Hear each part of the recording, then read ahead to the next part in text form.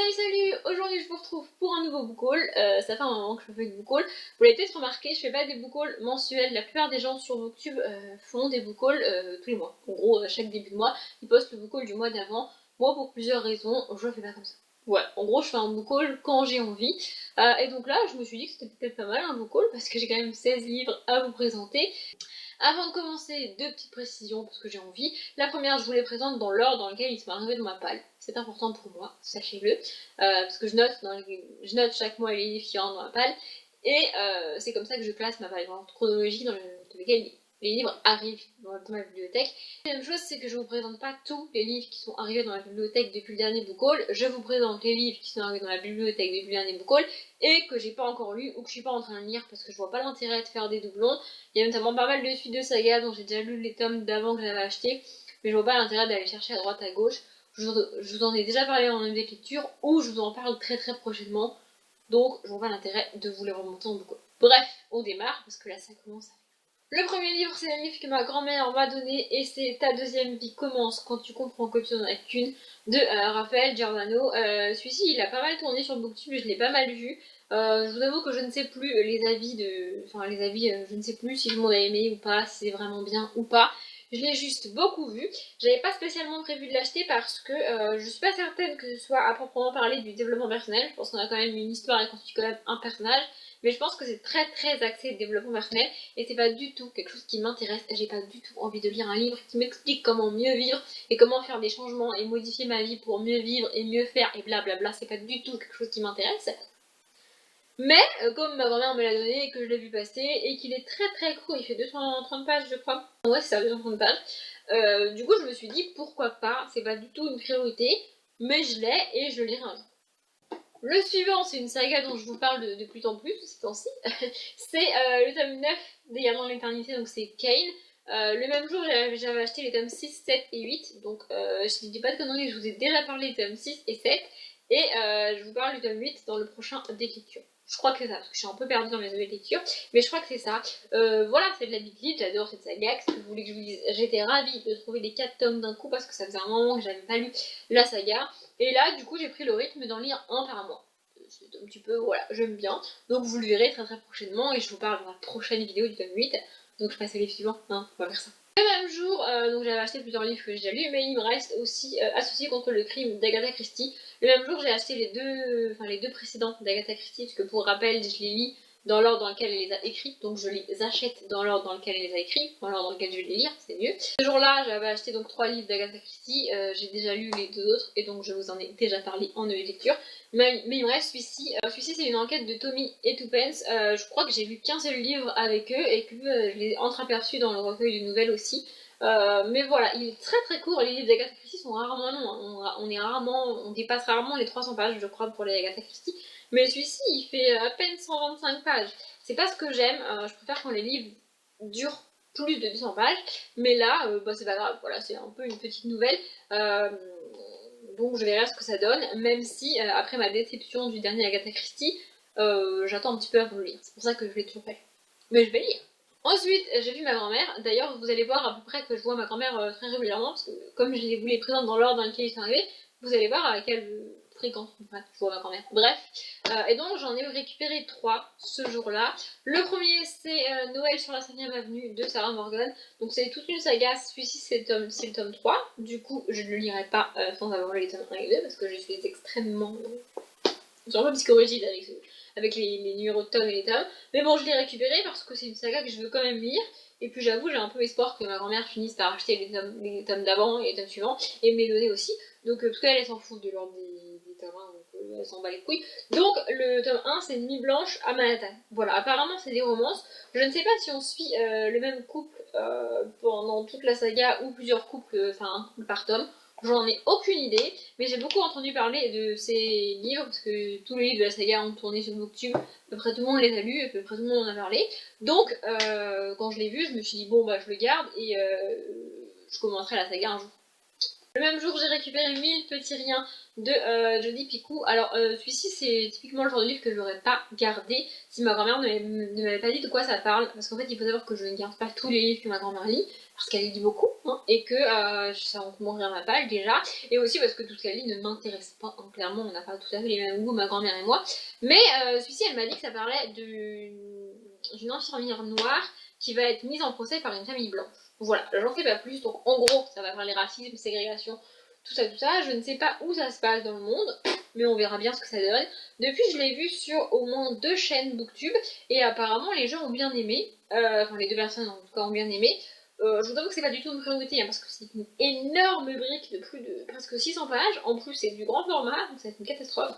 Je n'avais jamais vu un livre de Actes Sud en grand format, mais franchement c'est énorme, voilà. Donc je l'ai gardé parce que ça m'intéresse et parce que je finirai par le lire, mais à mon avis il va traîner un petit bout de temps dans ma page. Et le troisième que j'ai récupéré ce jour-là, c'est Minute Papillon de Aurélie Valogne. Donc entre temps j'avais récupéré et lu Mémé dans les orties de la même autrice. Je me suis dit pourquoi pas, parce que Mémé dans les orties a été un échec total, le personnage principal m'a juste énervé au plus haut point.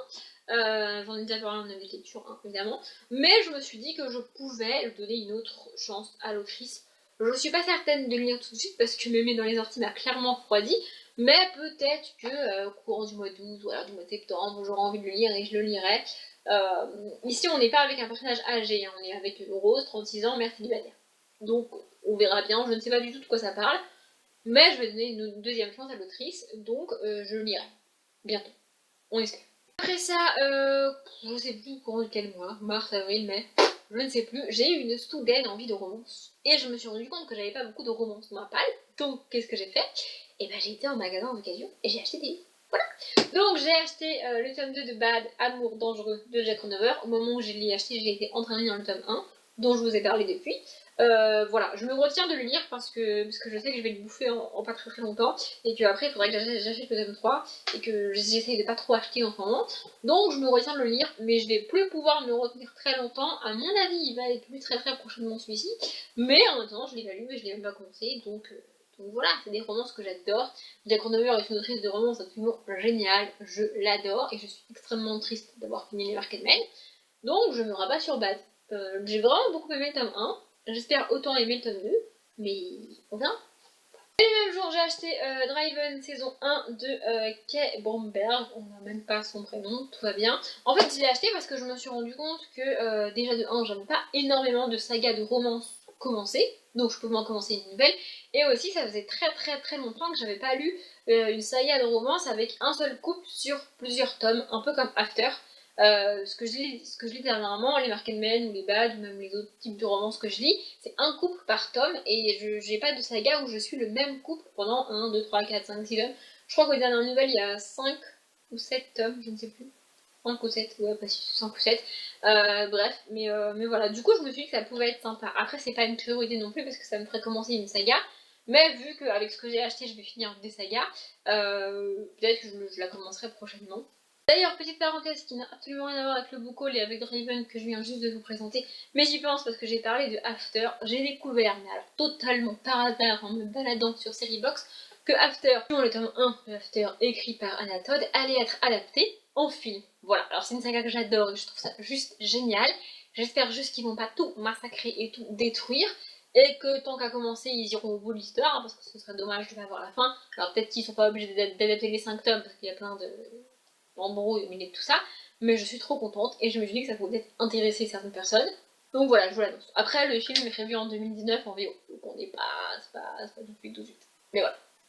Après ça, je me suis pas mal calmée pendant quelques temps, et puis, fin mai, je dirais, fin mai, début juin, par là, j'ai eu pareil, une soudaine envie. En fait, j'ai eu envie de continuer et d'avancer dans mes sagas, et pour ça, il me fallait des tomes. Donc, qu'est-ce que j'ai fait? Bah, j'ai été en magasin d'occasion, et j'ai acheté des tomes. Bah oui, voilà.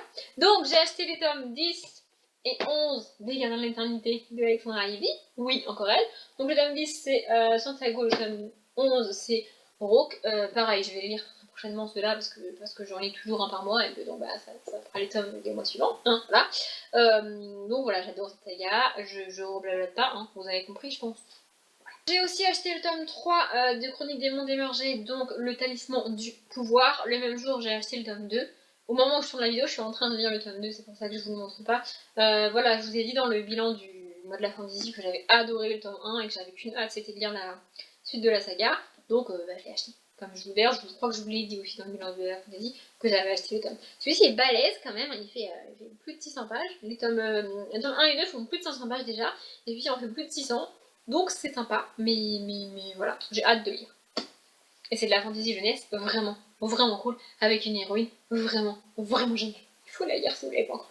Le même jour, pour continuer dans les suites de saga, j'ai acheté le tome 3 du Cupcake Club, donc Péché Mignon de Donna Goffman. Le même jour, vous vous en doutez, j'avais acheté le tome 2 que j'ai déjà lu et dont je vous ai déjà parlé. C'est des romances vraiment toutes douces, vraiment toutes mignonnes, c'est trop sympa. Celui-ci, je pense que je vais le lire aussi très prochainement, parce que ça me permettrait de terminer une saga. Je crois qu'en VO il y a 4 tomes, mais comme en VF on n'a jamais lu le tome 4, bah moi j'ai estimé que la saga était finie à la fin, je crois. Et donc ça me fera une saga terminée, et ça c'est cool. Le même jour, c'est presque fini pour ce jour-là, j'ai craqué beaucoup ce jour-là, donc j'ai acheté Calendar Girl, le tome 11 du mois de novembre, donc de Audrey Carlan. Le même jour, j'ai acheté le tome du mois d'octobre, dont je vous parle dans le prochain de lecture, donc je vais pas commencer à m'étendre ici, parce que sinon ça risque de durer une demi-heure, j'ai un petit coup de gueule à pousser par rapport au tome du mois d'octobre. Donc là c'est le tome du mois de novembre, donc après il me reste que le tome du mois de décembre à acheter, donc clairement j'irai au bout de la saga, même si je suis un petit peu énervée après l'autrice. Mais je vous en parle dans la prochaine vidéo, qui sera en année de lecture. Enfin, pour finir avec ce jour-là et les filles de saga, j'ai acheté Hot in Chicago, le tome 2, Retour de flamme de Kate Miller. En fait, j'avais acheté le tome 1 à ma précédente visite au magasin de Gavion. Donc là, j'ai pris le tome 2 qui était encore. Parce qu'en fait, la première fois quand j'ai acheté le tome 1, celui-ci y était aussi. Mais je ne suis pas du genre à acheter plusieurs tomes d'une même saga sans même avoir lu le tome 1. En général, je fais ça une fois que j'ai au moins lu un tome. Et donc, quand j'y suis retournée, il y était encore. Donc, je l'ai pris. Voilà. Celui-ci, je pense qu'il va traîner un petit peu parce que les personnages. Je sais sur qui porte le tome et j'ai envie de le lire, c'est pour ça que je l'ai acheté, sinon je l'aurais pas acheté, mais j'ai pas envie de le lire là tout de suite maintenant, je suis capable d'attendre un petit peu, par exemple Bad me tente beaucoup plus et le Péché Mignon aussi, donc celui-ci va attendre un petit peu, mais je le lirai, évidemment, ah oui, je l'aurais pas acheté. J'ai trouvé La Plume Empoisonnée donc de Agatha Christie dans une boîte à lire, donc c'est la boîte à lire qui est dans la ville juste à côté de chez moi. Celui-ci pour le coup je suis pas prête de le lire parce que c'est pas, comment dire, c'est un des plus récents, entre guillemets. C'est-à-dire que par rapport à Associé contre le crime que je dois lire, elle l'a écrit vraiment longtemps après. Celui-ci, il y en a plein d'autres au milieu que je vais devoir me procurer et lire. Mais comme il est dans la boîte à lire et que de toute manière je le lirai un jour et que j'aime bien les éditions Club du Masque comme ça, je l'ai pris. Clairement, il va traîner dans ma palle pendant plusieurs mois. Mais au moins, je l'ai. Ils sont vieux. Ils sont dans la bibliothèque vraiment vieille. Mais bref, voilà. Du coup, je l'ai. Je sais même pas de qui c'est Une enquête, ce livre-là. Ma phrase n'est pas française, mais vous avez compris. Je sais pas du tout si c'est du Hercule Poirot ou pas, du Demi et Tuppence ou pas, et je m'en fiche. Je le lirai quand j'aurai lu tout ce qu'elle a publié. Et enfin, le dernier, je crois que c'est mon préféré du Book Haul, ça veut rien dire mais c'est pas grave, c'est Dans le murmure des feuilles qui dansent d'Agnès Ludig, donc ça c'est le dernier que ma grand-mère m'a donné. J'adore Agnès Ludig, je l'ai découvert l'année dernière, en 2017, oui c'est ça, et j'ai lu 3 livres d'elle en 2017, pour l'instant en 2018 j'en ai pas lu un seul, je sais pas pourquoi, mais celui-ci je vais le lire très prochainement, c'est son dernier si je dis pas de conneries, ma grand-mère l'a acheté et elle me l'a donné, voilà. Ma grand-mère achète toujours les nouveautés, ma grand-mère est gentille. Et j'espère qu'elle va acheter tous les livres d'Agnès Ludig, et j'espère qu'elle aime Agnès Ludig autant que moi, comme ça elle pourra tous les acheter et tous me les donner, et ce serait vraiment cool. Bref, je ne sais absolument pas de quoi ça parle, mais j'ai pas besoin de savoir de quoi ça parle pour avoir envie de le lire. Peut-être pas le lire tout de suite, parce que j'ai envie d'autre chose en ce moment, mais je pense que courant septembre, je vais le lire. Je pense que ouais, au mois de septembre, ou alors peut-être début octobre, je le lirai. J'ai hâte de savoir de quoi ça parle et de c'est quoi l'histoire, et j'ai hâte, vraiment. Et si vous connaissez pas Agnès Ludig, et ben lisez, je sais pas, on part avec lui, au hasard, part avec lui. Bref, je commence à partir en live, vous avez remarqué. Du coup, j'espère que ça vous a plu, j'espère que la vidéo n'était pas trop longue. Je m'arrête là, comme d'habitude, je vous souhaite une bonne journée, un bon après-midi, un bon appétit ou une bonne nuit, et je vous dis à bientôt.